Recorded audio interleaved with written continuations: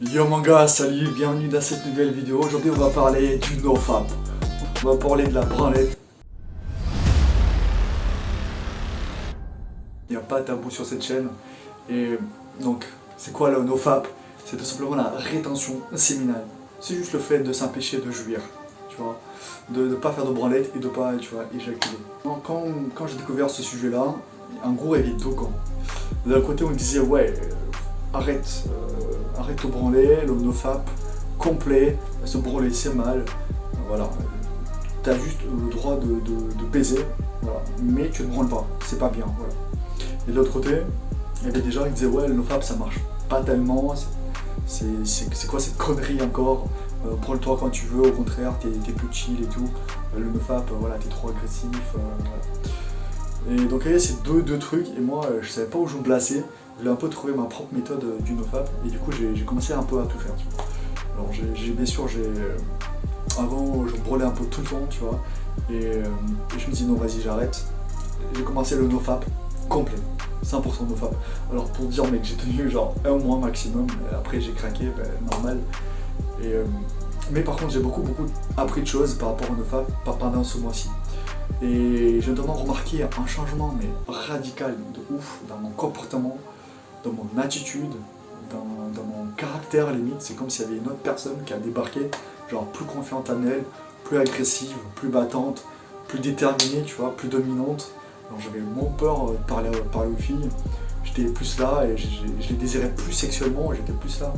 Tu vois, je les regardais pas de la même façon, j'étais vraiment excité sexuellement, je voulais vraiment les attraper, tu vois, c'était vraiment quelque chose de super fort. Et là je me suis dit wow, c'est génial ce truc. Tu vois. Moi qui avais peur d'aller parler à des filles, moi qui étais timide, moi qui n'avais pas trop confiance en soi, là d'un coup la testo ça m'a complètement changé. Là je suis yes, c'est moi le patent, tu vois, c'est moi le mec alpha. J'étais vraiment comme ça pendant les premières semaines. Et après pendant la 4 semaines, vers le 1 mois, j'ai commencé à voir les côtés négatifs du nofap. Salut mon gars, j'espère que tu vas bien. C'est parti pour un coaching de 20 minutes. On va commencer par analyser ta situation pour te donner une feuille de route afin que tu puisses atteindre tes objectifs. C'est parti. Et c'est notamment, genre j'avais du mal à me concentrer, mais de ouf, je pensais qu'au sexe. Je pensais qu'au moche, je pensais qu'au cul. Voilà, ça fait tellement longtemps que tu t'es pas branlé, tu t'es pas fait, t'as pas éjaculé, que t'es juste, tu deviens mais genre un animal. Tu penses qu'à une chose, et c'est le sexe ou le cul quoi. Et ça me posait problème notamment dans mes études, parce que je devais un focus, je devais donc faire des dissertations, voilà, j'étais en droit, je devais me focaliser, tu vois, et constamment je me rappelle à chaque fois que je voulais m'asseoir, travailler, mais tous les 25 minutes t'avais une idée du sexe, du cul, des meufs, vas-y, tu vois, et ça c'était hyper gênant par rapport donc à ma concentration et objectif que je me suis fixé. Donc ça c'est le premier point négatif du nofap absolu. Le deuxième c'est que donc je sortais, je faisais des rencontres, j'étais chaud, j'étais très bien, et donc je vais rencontrer une fille, tu vois, en boîte, et donc on a discuté, et ça s'est très bien passé. Et donc j'ai fini chez elle. Parce que voilà, j'étais, comment dire, il y avait cette testo qui me poussait, cette confiance en moi, cette prise de risque. Donc j'ai réussi à finir chez elle. On s'est embrassé, j'étais chez elle. Par contre, j'étais incapable, pour X raisons, j'étais incapable de conclure avec elle. Du coup, ce soir, il s'est rien passé. Et je me rappelle qu'à ce moment-là, il y a eu un déclic en moi et je me suis dit, mec, il y a un problème. Tu cherches tellement le sexe parce que tout simplement je ne me branlais pas, j'étais dans le nofap et je me dis bon, j'étais trop attaché au sexe alors qu'avant j'étais plutôt détaché, j'étais plutôt chill, cool, pas tellement besoin de ça, c'était vraiment un complément. Et là à cause du nofap j'étais trop focus sur le sexe. Je me rappelle encore de cette pensée qui m'est venue, mec il faut vraiment que tu baises parce que si tu le fais pas, tu sais pas quand tu vas baiser la prochaine fois. Si tu conclus pas là aujourd'hui, peut-être tu vas baiser dans un mois. Et du coup cette idée là de me dire putain faut que j'assure là, faut que j'assure parce que si j'arrive pas dans un mois, va falloir attendre un mois et je peux pas me branler, ça me mettait trop de pression, sur mes épaules, trop de performance de résultats. Et ben, je peux dire que ça m'a rendu hyper frustré. Ouais, je peux dire que certes j'ai kiffé la fille, j'ai kiffé le moment, mais quand je suis parti de chez elle, j'étais frustré, j'étais vénère, j'étais pas bien. Tu vois, et là je me suis dit il y a un problème de mindset, il y a un problème avec le nofap. Donc j'ai vu tous les points positifs et j'ai vu aussi tous les points négatifs et je me suis dit là il faut que je trouve un juste milieu qui me correspond plus. Je peux pas arrêter complètement la branlette et le côté je peux pas le faire tous les jours. Il faut un juste milieu. Et du coup là j'ai fait mes propres recherches et j'ai vu une étude qui disait que la testostérone elle n'augmentait pas constamment à l'infini.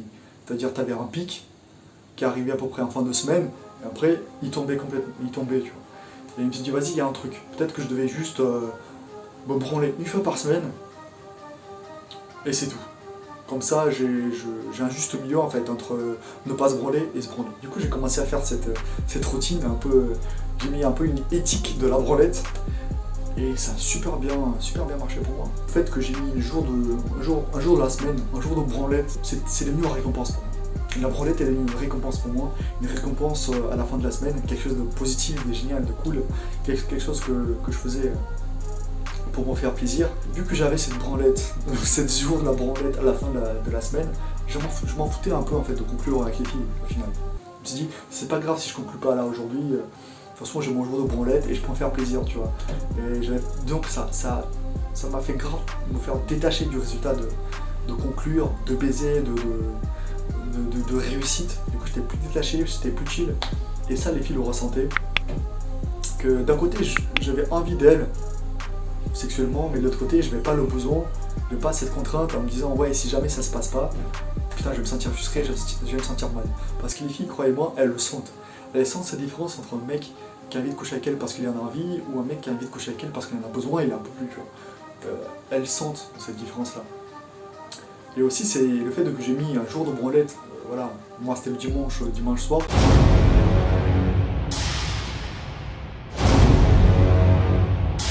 Devenu quelque chose, un plaisir pour moi, une récompense de la fin de la semaine. Tu vois, quand t'as passé une semaine compliquée, tu vois, tu t'es pris des râteaux, ou bien à la fac c'était un peu dur, le jour de la branlette, ça devient une récompense pour toi. Un jour, rien que pour toi, où tu peux te faire plaisir, tu peux kiffer. Et ça, c'était génial. En plus, je le faisais le soir, donc je dormais encore mieux, je passais encore meilleure nuit, et je commençais la semaine d'un bon pied. Donc c'était vraiment très très bénéfique. C'est vraiment devenu un rituel pour moi le jour de la branlette, que franchement je kiffais et limite je disais aux filles en fait, j'avais aucun tabou sur ça, je disais écoute, peu importe ce qui se passe entre nous là, de toute façon j'ai mon jour de la branlette qui m'attend, tu vois. Et ça je devenais vraiment en fait détaché par rapport à tout ça. Et je disais ouais c'est pas grave si on couche pas là ensemble, parce que moi j'ai envie que ce soit un désir mutuel. S'il y a rien qui se passe là, c'est pas grave, c'est le bonus. Le sexe c'est le bonus. Parce que de toute façon, j'ai mon jour de branlette et je vais me faire plaisir dans tous les cas. Tu vois. Donc ça me détache en fait vraiment du sexe. Et moi je trouvais ça hyper stylé d'avoir les deux points positifs de la testo. D'un côté, avoir cette force, cette dynamique, cette virilité que procure la testo, notamment avec le pic qui remonte, et de l'autre côté, de relâcher tout ça en fin de semaine, de recharger les batteries et être plus détaché, plus chill, et pas avoir cette contrainte mentale de se dire pas là, si je baisse pas là, il va falloir que j'attende un mois avant de pouvoir conclure encore une fille. Ce mindset là me rendait un peu trop attaché à tout ça et j'aimais vraiment pas être comme ça. Moi je veux vraiment être un mec qui kiffe en fait, qui profite, et si on couche avec la fille, tant mieux, tu vois.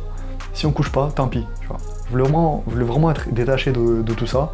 Et cette méthode-là, de une semaine branlette, ça m'a vraiment beaucoup aidé pour avoir cet état d'esprit, tout simplement.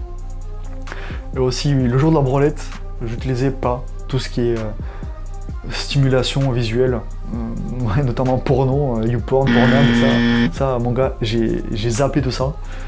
J'ai utilisé vraiment mon imagination pour m'exciter. Et ça c'était très très fort parce que je développais ma créativité. Je développais également les fantasmes, comment je devais me comporter. Et ça m'a beaucoup aidé en fait par la suite dans la vraie vie, tu vois. Parce que quand t'es sur Pornhub, quand t'es sur porno en fait, t'as pas d'effort à faire mon gars. Le scénario il est là, la meuf elle est là, le gars il fait tout, tu vois. Genre il n'y a pas beaucoup de créativité en fait. Au final, t'as rien à faire, t'as juste à regarder. Donc ton cerveau, en fait, c'est un feignant, tu vois. Tu travailles pas. Par contre, tu dois t'imaginer toute la scène tout seul, le scénario, la fille, ce que tu vas faire, comment tu vas la toucher, les positions, etc. Ben ça, mon gars, ça fait développer tes neurones. Ça, mon gars, ton cerveau, il se dit, oh, ok, je peux faire ci. Ça travaille la visualisation. Et ça, c'est un truc super puissant qui m'a fait progresser, quoi. Parce que la visualisation, c'est pour ceux qui connaissent le dev perso, c'est en gros, le cerveau, il fait pas la différence entre la réalité et l'imagination. Et donc, vu que si tu es en train de visualiser tes rapports sexuels, comment ça se passe, notamment avec les filles que tu as rencontrées, ou les filles voilà, avec qui tu as déjà eu des rapports, tu es en train de visualiser tout ça, et pour ton cerveau, c'est comme si tu le vivais en fait. Donc, ça a augmenté en fait mes chances de casser ma réalité, de sortir encore plus de ma zone de confort et de progresser plus vite. Donc ça, c'est ma méthode, voilà, que j'utilise.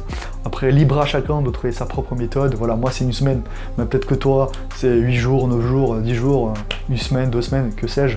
À toi de trouver ta propre méthode. Vas-y mec, si t'as kiffé la vidéo, ben, like, lâche un commentaire, dis-nous si ça t'a plu.